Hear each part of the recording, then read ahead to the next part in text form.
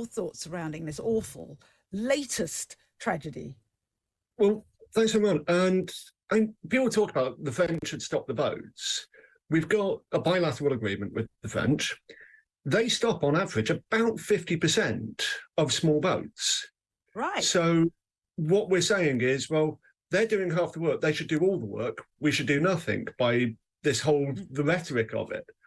Now, with this case, with the loss, it's another loss of life in the channel. We've seen about 200 deaths over the last 9-10 years that we know of, because obviously due to circumstances, there's quite possibly a lot more that haven't been identified. It keeps happening. We keep seeing the same thing. We keep seeing the same rhetoric. And we know that people aren't making this crossing for fun. They aren't making it out of choice. It's because they don't have alternatives. And for all the governments talk about, well, we need deterrents and we need this to stop people, people know they're risking their lives crossing the channel. They know there's a chance they're going to die. There's no deterrent bigger than that. There's nothing the government can do, which is people are going to think, oh, well, I'm going to risk my life, but I might get put somewhere else, so I'm not going to do it. They're already taking the greatest risk they can, which shows what deterrents. So I was going to say, some people say there's no deterrent, and people think, oh, I can come across and be on the Bibi Stockholm, and get people. The calls I've heard on other shows are all about this. They come to England because it's a soft touch. It's a common complaint. It's a common argument. In fact, France actually gives greater allowances to people who are seeking asylum. You can get right to work faster. Germany's the same. If you're seeking asylum in Germany or France, then you've got better chance of more help, more support than you do in the UK. So it's not a question of people coming here because we're a soft touch. People tend to come to the UK, and it's actually quite a small number compared to other countries, because they've got family ties here or they speak the language. Now, if you're fleeing a state where you've been persecuted, you've got a very definite idea of where you need safety, where you're going to rebuild your life, because you're looking over your shoulder every 5 minutes, worried that they're going to send people after you. So trying to rebuild your life in a country where you don't know anybody, you don't speak the language, you're still scared of state authorities because you've been in a situation where they could possibly kill you. You're going to go to a country where you have some tangible route, you have something you can hold on to in yourself that makes you feel safer. Okay, we've got a caller online, Mike in Chorley. Mike, good afternoon. Oh, we've just lost him. I think his question was, if the boat is in French waters, why are the British spending their resources as well? Or why is it? Or is it just all literally, I know it's a bit of a pun, but all hands on deck, just whichever boat is nearby, let's help these poor people. It really is all hands on deck. It's because the channel is governed by the international law of the sea due to how short it is in crossing the territorial waters. And it really is what vessel's closer, where's the best place to get somebody to so they can get the treatment they need. It's not as simple as saying, well, they're in French waters, therefore they have to go to France. It's not a straight line look for the way you're going. You've got to look at who's got the closest vessels, who's got the best ability to preserve life and save life. That. So that's why this sort of situation happens, where it can be in French waters and people can be brought to Britain because of it. It's not some big conspiracy, as I've seen a few things on social media today saying. It really is down to where's the best place to save those lives at that immediate time. You're reacting very quickly in these situations. All right, so here are the other things that are said, and we're seeing pictures for those people who are watching us on screen on Talk TV.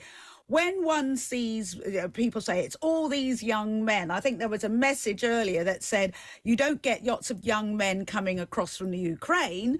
Why do you get all these young men? Whenever there are photographs of these small boats, they're packed with young men. Now, my thing was like, if you were in a cage or a wall or something like that, who do you send to go over that wall? Your 15-year-old daughter or your 25-year-old son? Duh. But this is something that comes up again and again and again, isn't it? Although there are women and children that come across as well. We don't tend to see them as much.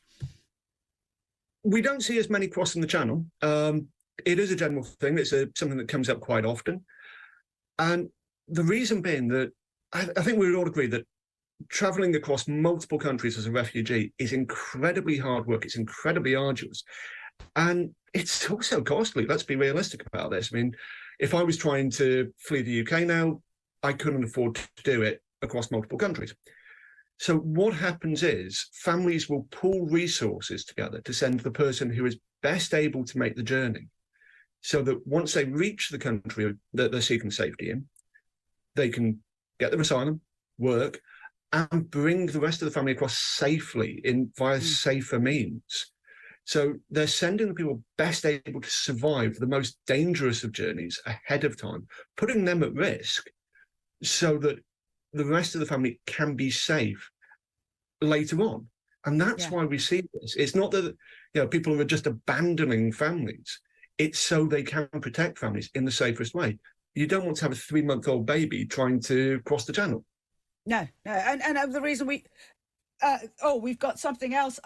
At least this is breaking news. At least 2 dead and 5 missing after a boat sinks off Tunisia. 13 people rescued after a Europe-bound vessel sank near the city of Garbes, I think it is. This is according to the Coast Guard. At least 2 Tunisians, including a baby, died when their Europe-bound boat sank off the North African country's southeastern shores, the Coast Guard said, adding 5 others were missing. This is like we just said right at the beginning of this, Daniel. It's something that keeps happening. And if that's these awful things aren't enough to deter people,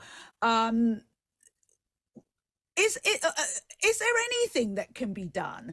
Because it seems to be, apart from get people processed a lot more quickly, and that comes up time and time again. But is there anything? Is there any such thing as an effective deterrent? People are saying don't give them housing, don't give them meals.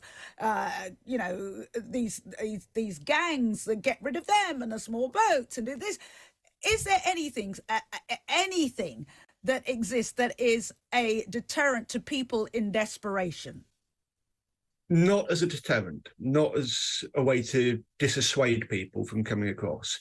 The Home Office has released studies on this, which actually, even their own analysis states that deterrents just don't work. And we've seen studies from across the world which replicate that. What they tend to do is force more people into exploitation. They force people underground. So it actually increases risk for people by having harsher policies. There's no simple solution. I think part of the problem is we are all, myself included, trying to find snappy ways to say something simple and try and give this simple solution. We talk about incredibly complex movements of people and people with very individual needs. So that adds to that complexity. Saying that, there's certain things as a package of moves that you could do to reduce channel crossings, for example. One of them is a thing called carrier liability fines. That's someone could have a visa, say a tourist visa or something like that, and try and board a plane to come to the UK to seek asylum. The airline can remove them from that flight if they think they are about to seek asylum, because the airline can get fined if they bring people in who are seeking asylum. If you remove those liability fines so that people can actually fly in or use other safer means, you remove the need for them to rely upon these gangs, which cripples the gangs. It take away the supply from people, from the gangs, and then that's how you damage them. But just saying we're going to put these deterrents in place, there's no greater deterrent than risking your own life. There's nothing that people can do on top of that will make a difference. Now, we've got a message here. Can you tell the director of Stand for All the boats launch from France, not our problem, mate? Chris Horsham, I don't know. It doesn't matter where they launch for. If they land up here, then it's our issue. But that's the message. What do you say to people who say that? I mean, I mentioned beforehand that, and I hope it's not your situation, but I know with other people, when they just come on the show just to explain, because they work, and I remember you telling me that you've worked in those countries, you've heard people, and I guarantee you 99% of people who phone into programs and write messages probably the nearest they come to is either, seeing them on TV or campaigning against them in their town, seeing them en masse and seeing them as a threat, and lots of different things. But actually sitting down and getting to know people is very different. One of the things I talk about is whenever I get people like yourself who just talk, you're not being radical, you're just telling it how it is. They get hatred and vitriol on a personal level. I don't understand that, she said with tongue in cheek. I know, I don't understand that. Do you get that? All you're doing is your job when you've actually had close contact with the people we're talking about.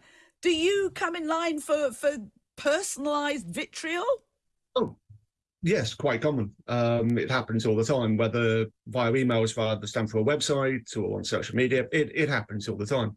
It's unfortunately, I think a lot of people in my sector are doing the similar things to myself. Almost, we've got to the point of accepting it's price of doing business. We're used to it. But what I'd say in response to Chris with why is it our problem, I can give all the facts and figures in the world about where we rank against the EU 27 and everything like that. But the reality is that migration, refugee crises are a global issue. They're a global situation that requires all of us to play our part. And you can't say, well, we're not going to take anybody, or we're going to just completely absolve ourselves of this, because we're part of that international community. And if the UK wants to have security agreements with EU states, for example, which we need, we want trade with other countries, we have to also work with them on other areas. And that means doing our own bit and doing our fair bit with providing asylum, because we can't rely on everybody else to do it, because they'll turn around and think, well, hang on, why are we doing all of this? You're doing nothing. Why should we have a trade agreement with you? Why should we work on security cooperation with you? Yeah. Thank you for all of that. I mean, thank you for because I know you, Daniel, do work very, very closely with people who've actually been there and done it. And just let me just say to anybody listening,